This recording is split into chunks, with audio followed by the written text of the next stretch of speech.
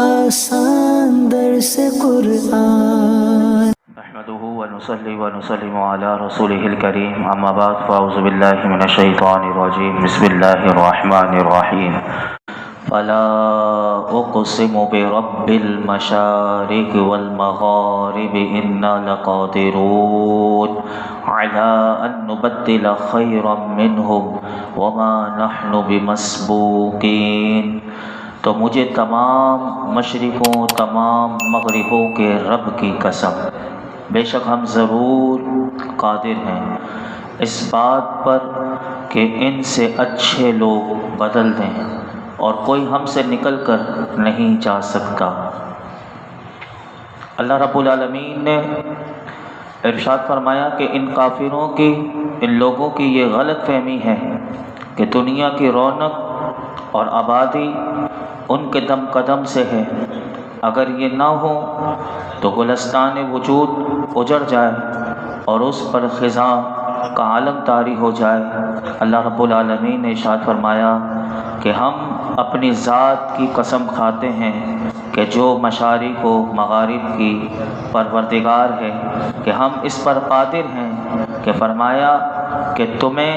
تباہ و برباد کر دیں اور تم سے کہیں زیادہ بہتر کسی قوم کو تمہارا جانشین بنا دیں کہ جو تم سے زیادہ نیک بخت ہو، علم اور عمل میں کی دولت سے وہ مالا مال ہو، میری وحدانیت پر ایمان رکھتی ہو اور میرے رسول مکرم سے دلی محبت رکھتی ہو، ان کے حسن عقیدے اور خوبی عمل کی برکت سے ہر طرف بہار آ جائے۔ کیونکہ گزشتہ آیات میں آپ نے سماعت کیا تھا تو اللہ رب العالمین نے ان کی جو سوچ تھی کہ اگر یہ جنت میں گئے تو ہم ان سے پہلے جنت میں جائیں گے، اور گزشتہ آیت میں یہ بتا دیا تھا کہ یہ تمہاری غلط فہمی ہے کہ تم صرف یہ سمجھتے ہو کہ منی سے پیدا ہو جانا ساتھ آدمیوں کی طرح اور وہ جنت میں جانے کا سبب بن جائے گا۔ فرمایا نہیں، بلکہ جنت میں جانے کا ذریعہ تو ایمان اور نیک اعمال ہیں، اور جب وہ ایمان ہی نہیں لائے تو فرمایا کہ وہ کس طرح وہ جنت میں جا سکتے ہیں۔ تو یہاں پر یہی بات اگلی آیت میں قسم کھا کر بتا دی گئی کہ یاد رکھنا کہ مجھے سورج کے طلوع اور غروب ہونے کی تمام جگہوں کے مالک رب کی قسم ہے کہ اللہ فرماتا ہے کہ بے شک ہم اس بات پر ضرور قادر ہیں کہ انہیں ان کے جرموں کی وجہ سے ہلاک کر دیں اور ان کے بجائے وہ لوگ پیدا کر دیں کہ جو ان جیسے نہیں ہوں گے بلکہ وہ ایسے ہوں گے، فرمایا کہ وہ ہمارے اطاعت گزار ہوں گے اور فرما بردار ہوں گے۔ اور ہم یہ بھی سن لو کہ ہم انہیں ہلاک کرنے اور دوسرے لوگ پیدا کرنے سے عاجز نہیں، لیکن ہماری انتہا کو پہنچی ہوئی حکمت اور مشیت کا تقاضا یہی ہے کہ ان لوگوں کی سزا کو مؤخر کیا جائے۔ پھر اللہ رب العالمین نے آگے ارشاد فرمایا فَذَرْهُمْ يَخُوضُوا وَيَلْعَبُوا حَتَّى يُلَاقُوا يَوْمَهُمُ الَّذِي يُوعَدُونَ، تو انہیں اپنی بےہودگیوں میں پڑے اور کھیلتے ہوئے فرمایا چھوڑ دو یہاں تک کہ اپنے اس دن سے ملیں کہ جس کا ان سے وعدہ دیا جاتا ہے۔ یوم یخرجون من الاجداث سراعا کأنہم الی نصب یوفدون، فرمایا جس دن قبروں سے جلدی کرتے ہوئے نکلیں گے گویا وہ نشانوں کی طرف لپک رہے ہیں، خاشعۃ ابصارہم ترہقہم ذلہ، فرمایا کہ ان کی آنکھیں جھکی ہوئی ہوں گی اور ان پر ذلت چڑھ رہی ہوگی۔ ذالک الیوم الذی کانوا یوعدون، یہ وہ دن ہے جس کا ان سے وعدہ کیا جاتا تھا۔ ان تین آیات کا مختصر خلاصہ یہ کہ اللہ رب العالمین نے اس سورت کے اختتام پر اپنے پیارے حبیب علیہ السلام سے ارشاد فرمایا اے محبوب، جو مشرکین آپ کے دائیں بائیں بیٹھ کر آپ کی طرف تیز نگاہ سے دیکھتے ہیں، ان کے ایمان قبول نہ کرنے کا آپ غم نہ کریں، بلکہ فرمایا انہیں چھوڑ دیں کہ یہ اپنی بےہودگیوں میں پڑے رہے اور اپنی دنیا میں کھیلتے رہیں، یہاں تک کہ اپنے عذاب کے اس دن سے ملیں کہ جس کا انہیں وعدہ دیا جاتا ہے۔ اور یہ وہ دن ہے کہ جس دن فرمائے یہ قبروں سے جلدی کرتے ہوئے محشر کی طرف اس طرح نکلیں گے کہ گویا کہ وہ اپنے مقررہ نشانوں کی طرف ایسے لپک رہے ہیں کہ جیسے جھنڈے گاڑنے والے اپنے جھنڈے کی طرف دوڑتے ہیں۔ اور اس وقت فرمایا کہ ان کا حال یہ ہوگا محشر کے میدان میں کہ اس وقت کے بڑے بڑے اگلے پچھلے، فرمایا کہ نمرود ہو، فرعون ہو، ابو لہب ہو، ہٹلر ہو، جتنے بھی بڑے بڑے ترم خان ہو، فرمایا کہ ان سب کا یہ حالت ہوگی کہ ان کی آنکھیں شرم اور خجالت کے مارے آنکھیں جھکی بھی ہوں گی، اور ان پر ذلت، ان کے چہروں پر ذلت اور رسوائی کی دھول ہوگی۔ فرمایا کہ کیا وہ حال ہوگا ان کا کہ فرمایا قیامت کے دن ان کا وہ دن ہے کہ جس کا ان سے دنیا میں وعدہ کیا جاتا تھا کہ دیکھو قیامت حق ہے، لیکن یہ قیامت کو جھٹلاتے تھے۔ یہاں اس صورت کا اختتام ہوا۔ آگے ارشاد فرمایا بسم اللہ الرحمن الرحیم، اللہ کے نام سے شروع جو نہایت مہربان رحم والا۔ فرمایا انا ارسلنا نوحا الی قومہ ان انذر قومک من قبل ان یأتیہم عذاب علیم، بے شک ہم نے نوح کو اس کی قوم کی طرف بھیجا کہ اس وقت سے پہلے اپنی قوم کو ڈرا کہ ان پر دردناک عذاب آ جائے۔ سورہ نوح کا آغاز ہوا، سورہ معارج کا اختتام ہوا۔ سورہ نوح مکہ مکرمہ میں نازل ہوئی اور اس صورت میں بھی 2 رکوع ہیں اور 28 آیتیں ہیں۔ اس صورت کا نام نوح رکھنے کی وجہ، اس صورت میں حضرت نوح علیہ السلام اور ان کی قوم کا واقعہ بیان کیا گیا، اس مناسبت سے اس صورت کو سورہ نوح کہتے ہیں۔ سورہ معارج اور سورہ نوح کی مناسبت کیا ہے؟ یعنی آپس میں ان دونوں صورتوں کی مناسبت یہ ہے کہ مفسرین فرماتے ہیں سورہ نوح سے پہلے جو صورت آپ نے سماعت کی سورہ معارج، اس کے ساتھ اس کی مناسبت یہ ہے کہ اس میں آپ نے پوری صورت میں سماعت کیا کہ اللہ رب العالمین اس بات پر قادر ہے کہ وہ مشرکین مکہ سے اچھے اور بہتر لوگ لے آئے۔ ابھی آپ نے سماعت کیا کہ ان سے بہتر اور اچھے لوگ لے کر آ جائیں۔ اور سورہ نوح میں آپ سماعت کریں گے کہ حضرت نوح علیہ السلام کی قوم پر طوفان کا وہ عذاب آیا جس سے تمام کافر جتنے بھی تھے سارے غرق ہو گئے، اور صرف روئے زمین پر وہ لوگ زندہ بچے کہ جو حضرت نوح علیہ السلام پر ایمان لائے تھے۔ اس طرح اللہ رب العالمین نے جو دلیل قائم تھی وہ دلیل قائم ہو گئی کہ وہ سارے اچھے لوگ رہ گئے اور برے لوگ جتنے بھی کافر تھے وہ غرق ہو گئے طوفان نوح میں۔ اسی طرح اللہ مفسرین فرماتے ہیں یہ تو اس طرح اس بات پر ایک دلیل قائم ہو گئی کہ اللہ تعالیٰ جب چاہے ایک قوم کو ہلاک کر کے اس کی جگہ دوسری قوم کو لا سکتا ہے کہ جو ہلاک ہونے والوں سے بہتر ہو۔ تو اس میں ہمارے لیے بھی بہت بڑا سبق ہے کہ انسان اگر سدھر جائے تو اچھا، ورنہ اللہ کے محبوب پر ایمان لانے والے، اللہ اور اللہ کے رسول کی اطاعت کرنے والے، اللہ چاہے تو وہ دوسری قوم کو بھی لا سکتا ہے۔ پہلی آیت کریمہ میں جو میں نے آپ کے سامنے ترجمہ اور قرآن کی آیت کریمہ پڑھی، اس پہلی آیت کریمہ میں مفسرین فرماتے ہیں کہ حضرت نوح علیہ السلام کی قوم بتوں کی پجاری تھی، کیونکہ جب اسی قوم میں آگے نسل بنی، کیونکہ نسل آدم ثانی آپ کو کہا جاتا ہے، جو آپ پر ایمان لائے تھے اس میں سے آپ کی قوم کا جو تفصیلاً ہم واقعہ پیچھے سورہ یونس میں، سورہ بقرہ میں، سورہ اعراف میں، سورہ ہود میں اور مختلف صورتوں میں تفصیلاً ہم سن چکے کہ قرآن کی کئی مقامات پر تفصیلاً اور کہیں مختصراً حضرت نوح علیہ السلام کی قوم کا پورا ذکر ہم سن چکے کہ آپ کی قوم میں بھی ایسے لوگ پیدا ہو گئے کہ جو بتوں کے پجاری تھے۔ تو جب آپ کی قوم میں سے ایسے لوگ پیدا ہوئے کہ جو بتوں کے پجاری تھے تو اللہ تعالیٰ نے حضرت نوح علیہ السلام کو ان کی قوم کی طرف رسول بنا کر بھیجا، اور اللہ رب العالمین نے انہیں یہ حکم دیا کہ وہ اپنی قوم کو پہلے سے ہی ڈرا دیں کہ اگر وہ ایمان نہ لائے تو ان پر دنیا اور آخرت میں اللہ کا دردناک عذاب آئے گا۔ تاکہ ان کے لیے قیامت کے دن اصلاً کوئی عذر باقی نہ رہے کہ ہمیں تو ڈرایا بھی نہیں گیا تھا اور ہمیں بتایا بھی نہیں گیا تھا، تاکہ یہ حجت تمام ہو جائے۔ اور یہ بھی یاد رکھیے گا کہ حضرت نوح علیہ السلام وہ سب سے پہلے رسول ہیں کہ جنہوں نے کافروں کی طرف تبلیغ کی، یعنی پہلے نمبر پر کافروں کو جس نے سب سے پہلے تبلیغ کی وہ حضرت نوح علیہ السلام ہیں، اور وہ پہلے رسول آپ ہی ہیں۔ اور سب سے پہلے یہ بھی یاد رکھیے گا کہ دنیاوی عذاب اگر کسی قوم پر سب سے پہلے آیا وہ حضرت نوح علیہ السلام کی قوم پر آیا۔ آگے سنیے اس صورت میں اللہ رب العالمین نے کتنی یعنی قابل غور باتیں ہیں۔ سنیے کیا فرمایا کہ حضرت نوح علیہ السلام نے اپنی قوم سے کیا کہا۔ آپ نے فرمایا قال یا قوم انی لکم نذیر مبین، اس نے فرمایا اے میری قوم بے شک میں تمہارے لیے کھلا ڈر سنانے والا ہوں، ان اعبدوا اللہ کہ اللہ کی بندگی کرو، واتقوہ اور اس سے ڈرو، واطیعون اور میرا حکم مانو۔ اگر یہ دو کام کرو گے یعنی ان اعبدوا اللہ اللہ کی بندگی کرو گے اور اس سے ڈرو گے اور میرا حکم مانو گے تو فرمایا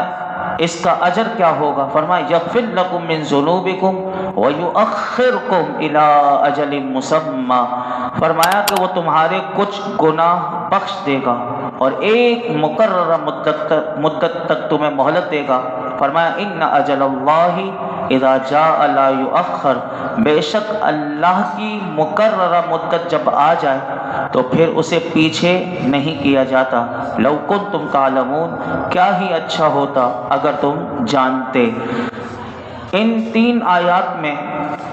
حضرت نوح علیہ السلام نے جو اپنی قوم کو جو پیغام دیا اس کا ذکر کیا گیا کہ آپ نے اپنی قوم سے فرمایا سب سے پہلے اے میری قوم میں تمہیں اللہ کے عذاب سے واضح طور پر ڈرانے والا ہوں اور تمہیں حکم دیتا ہوں کہ تم اللہ کی وحدانیت کا اقرار کرو کہ اس کو ایک مانو، کسی کو اس کا شریک نہ بناؤ اور اس کی نافرمانیوں سے بچ کر اس سے ڈرو تاکہ تم پر وہ غضب نہ فرمائے، اور ان تمام باتوں میں میرا حکم مانو جنہیں میں کرنے کا تمہیں کہوں اور جنہیں کرنے سے میں تمہیں منع کروں۔ اگر تم نے میرے احکامات کی تعمیل کی اور جو چیزیں دے کر میں بھیجا گیا ہوں تو تم نے اس کی تصدیق بھی کی اور اس پر عمل بھی کیا تو فرمایا اس کی جزا تمہیں یہ ملے گی کہ فرمایا اللہ رب العالمین تمہارے وہ کچھ گناہ بخش دے گا جو تم سے ایمان لانے سے پہلے صادر ہوئے، یا وہ تم گناہ بخش دے گا جو بندوں کے حقوق سے متعلق نہ ہو، اور اللہ تعالیٰ موت کے وقت تک تمہیں مہلت دے گا کہ اس دوران تم پر قحط کی صورت میں کوئی عذاب نہ فرمائے گا، لہٰذا تم عذاب آنے سے پہلے اللہ کی اطاعت و عبادت کرنے میں جلدی کرو، کیونکہ جب اللہ کا وعدہ آ جاتا ہے تو پھر اسے مؤخر نہیں کیا جاتا۔ اگر تم اس بات کو جانتے تو ضرور ایمان لے آتے۔ یہ تھی آپ کی مختصر، اب قوم نے جو جواب دیے تھے وہ تو سارا پیچھے آپ سماعت کر چکے ہیں۔ اب یہ قوم کیونکہ ماننے والی نہیں تھی، اب یہاں سے جو مضمون شروع ہوگا اب اگلی آیت سے، آیت نمبر 5 سے، اب آپ کی وہ عرض ہے اللہ کی بارگاہ میں اور آپ نے ان کی بربادی کے لیے جو دعائیں کی تھی اور آپ نے جو اپنی تبلیغ کا مشن تھا جس طرح جاری رکھا وہ اب اللہ کی بارگاہ میں ایک اللہ کا نبی پیش کرتا ہے۔ کس انداز سے سنیے، فرمایا قال رب انی دعوت قومی لیلا ونہارا، عرض کی اے میرے رب بے شک میں نے اپنی قوم کو رات دن دعوت دی، پھر کیا ہوا؟ فلم یزدہم دعائی الا فرارا، تو میرے بلانے سے ان کے بھاگنے میں ہی اضافہ ہوا۔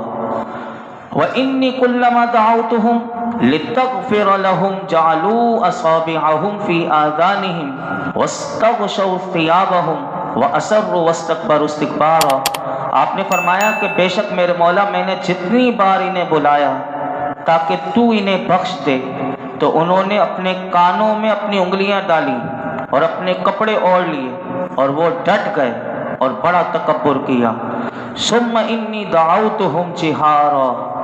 پھر یقیناً میں نے انہیں بلند آواز سے دعوت دی کیونکہ وہ انگلیاں ٹھونس لیتے تھے کانوں میں، فرماتے ہیں پھر یقیناً میں نے انہیں بلند آواز سے دعوت دی۔ ثم انی اعلنت لہم، وَأَسْرَرْتُ لَهُمْ إِسْرَارًا، پھر یقیناً میں نے ان سے اعلانیہ بھی کہا اور آہستہ اور خفیہ بھی کہا۔ ان 5 آیات کا مختصر خلاصہ بیان کر کے ہم اپنی گفتگو سمیٹتے ہیں، پھر کل انشاءاللہ مضمون کو آگے سماعت کریں گے۔ مختصر اس کا خلاصہ 5 آیات کا یہ ہے کہ حضرت نوح علیہ السلام نے اپنی قوم تک اللہ کا پیغام پہنچایا اور اس چیز سے ڈرایا کہ جس چیز سے ڈرانے کا اللہ تعالیٰ نے آپ کو حکم دیا تھا کہ اپنی قوم کو ڈرائیں۔ قوم نے آپ کی بات نہ مانی اور حضرت نوح علیہ السلام اللہ تعالیٰ کی طرف سے جو احکامات لے کر آئے تھے اسے رد کر دیا، قوم نے ماننے سے منع کر دیا۔ اس پر حضرت نوح علیہ السلام نے اللہ کی بارگاہ میں عرض کی، اے میرے رب تو جانتا ہے۔ دیکھیے رب جانتا ہے لیکن اقرار بھی کر رہے ہیں۔ فرمایا میں نے اپنی قوم کو رات دن